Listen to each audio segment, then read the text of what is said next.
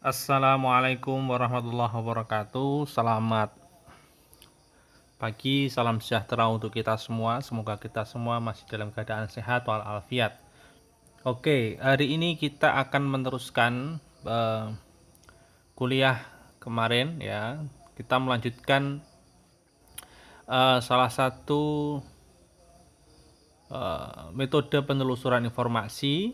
Ya, kalau kemarin sudah kita membahas tentang on-site, kita akan membahas tentang online-nya. Oke. Ini kemarin sudah. Oke. Jadi kalau kemarin kita tentang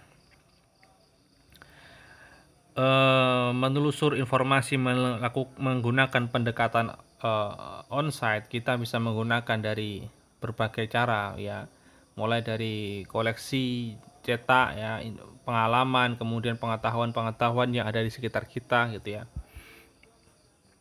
Sekarang kita akan mencoba untuk menggunakan pendekatan online ya. Jadi di sini ketika seseorang itu menelusur informasi, itu kita bisa menggunakan paling tidak 4 dari 5 ini ya. Yang pertama search engine, yang kedua meta search engine, yang ketiga subject directory, yang keempat adalah spesialis database atau invisible web ya. Dan yang terakhir adalah grup diskusi ya, discussion group. Kita akan bahas pertama search engine ya.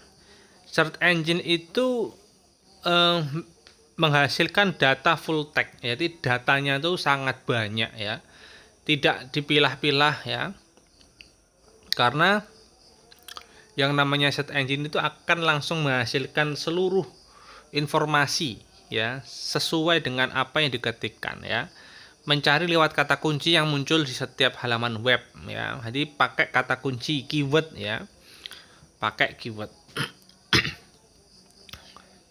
Menggunakan subjek spesifik ya. Bisa menggunakan subjek secara spesifik ataupun tidak spesifik juga boleh gitu ya. Karena search engine ya. Kalau mau spesifik kita bisa menggunakan strategi Boolean logic ya, Boolean logic ya, or not and or not ya. Jadi ada and, ada or atau not gitu. Kemudian ada pakai pakai frase searching. Frase searching itu tanda kutip, tanda kurung kutipan. Itu ya, tanda kutip buka, kemudian tanda kutip tutup. Itu namanya frase searching. Yang bisa juga kita pakai parentesis ya. Parentesis itu tanda kurung buka, kemudian ketikan kata kuncinya, kemudian tutup kurung buka. Itu parentesis. Kita akan bahas nanti itu ya secara spesifik nanti. Kemudian hasil banyak informasi tidak dievaluasi ya. Kalau kita menggunakan search engine itu sebagai media kita untuk menelusur informasi, maka kita harus memiliki kemampuan literasi yang baik. Maksudnya adalah kita bisa memilih mana informasi yang itu bisa dipercaya, dipertanggungjawabkan ya, mana-mana informasi yang hanya sekedar hoax ya. Karena ketika kita memasukkan kata kunci di dalam search engine itu, semua informasi akan keluar ya, sesuai dengan banyaknya kata kunci dan banyaknya banyaknya yang melihat di suatu web itu ya. Kalau kalian semisal ngetikkan kata kunci perpustakaan gitu ya, paling tidak pasti akan banyak. Di salah satu search engine itu adalah Google ya, Google, Yahoo, itu adalah salah satu search engine. Kalian bisa membuka itu dan kemudian mencoba untuk mengetikkan kata kunci ya, semisal perpustakaan. Ketika hasilnya kata kunci perpustakaan itu kalian ketikkan itu ya, pasti akan muncul hitnya, jumlah hit ya, jumlah website yang mengandung kata kunci. Nah, sebanyak itulah informasi yang harus kita pilih ya, karena di dalam itu masih banyak lagi informasi yang kadang itu bisa dipercaya, kadang tidak ya. Kadang bisa dipercaya tapi berada di sebuah website yang kurang kredibel atau kurang memiliki nilai akademik ya. Contohnya blog gitu ya. Blog itu kan sebenarnya hanya hasil dari sebuah karya individu yang dia tidak bisa dipertanggungjawabkan secara ilmiah gitu ya. Maka kemampuan literasi itu sangat diperlukan di dalam memilah dan memilih. Kemudian ada search within result ya. Maksudnya search within result itu karena tadi semisal hitnya itu misal kalian mengetikkan kata kunci perpustakaan gitu ya. Itu pasti akan munculnya jumlah hit di bidang perpustakaan itu, kata kunci itu. Lah, dari situ kalian itu harus memilih itu ya, mana-mana yang bisa dipercaya, mana-mana yang tidak gitu.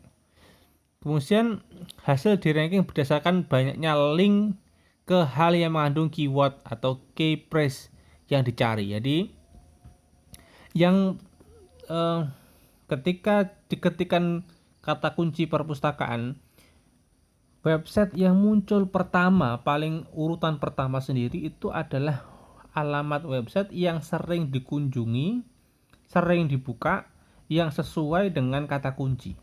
Ya. Jadi nomor 1, 2, 3, 4 sampai paling halaman pertama itu ya, paling tidak ada 15 sampai 20-an website itu adalah website-website yang mengandung kata kunci kita dan itu sering dibuka itu. Itu kalau pakai search engine ya. Jadi search engine itu ada Google, ada Altweb, ada avi.com itu kan. Tapi yang paling populer kita bisa menggunakan Google ya. Kemudian ada juga Meta Search Engine ya. Jadi Meta Search Engine itu adalah mesin pencarian yang menggabungkan search engine. Jadi misal ada Google itu ya. Ada Google, kemudian ada AltaWeb ya. Dua search engine ini digabung jadi satu. Kemudian itu pakai teknologinya namanya Meta Search Engine ya. Jadi ketika kalian menggunakan Meta Search Engine itu memasukkan kata kunci, itu akan otomatis mencari dari dua search engine, dari Google dan AltaWeb tadi ya. Nah, contohnya mungkin ini kalian bisa buka ya, Meta Crawler ini dan lquick.com. Mungkin ini dulu saya masih buka masih bisa ini dua contoh ini. Cuma sekarang saya kurang tahu. Silahkan nanti dicek ya. Ini namanya Meta Search Engine. Jadi Meta Search Engine itu adalah gabungan dari beberapa search engine. Yang ketiga, kita juga bisa menggunakan yang namanya subject directory ya. Jadi maksudnya subject directory ini adalah kita mencari sebuah informasi itu berdasarkan subjek ya, berdasarkan subjek di sebuah web ya. Biasanya subjek-subjek ini dikhususkan, jadi dipilah-pilah tersendiri. Subjek ekonomi sendiri, kesehatan sendiri, kemudian sosial sendiri, teknologi sendiri kayak gitu. Berisi daftar situs yang dipilih dan dievaluasi ya. Kemudian deskripsi ya, anotasi singkat ya. Kemudian ada search engine, ada searching box ya, mencari seluruh web itu ya. Nah, contoh dari subject directory ini kalian bisa buka situsnya Sinta Ristek bin.go.id ya. Ini salah satu bentuk dari subject directory ya. Karena di dalam sini itu sudah dipilah-pilah subjek ya. Jumlah jurnal berdasarkan subjek gitu ya. Ada manajemen sendiri, accounting sendiri, education sendiri, perawat sendiri ya. Manajemen sebanyak 4.167 author ya, penulisnya sebanyak itu gitu. Ya, ini kalian bisa banyak buka sendiri ya. Total ada 29.729 subjek ya. Jadi begitu. Ini ya salah satu contoh saja dari subjek directory.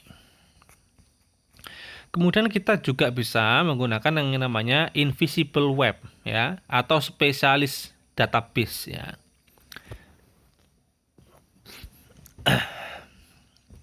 Nah, biasanya invisible web itu tidak bisa sembarang orang mengaksesnya karena ketika orang luar ya di luar organisasi itu masuk ya, itu biasanya ada passwordnya ya. Contohnya adalah repository ya. Repository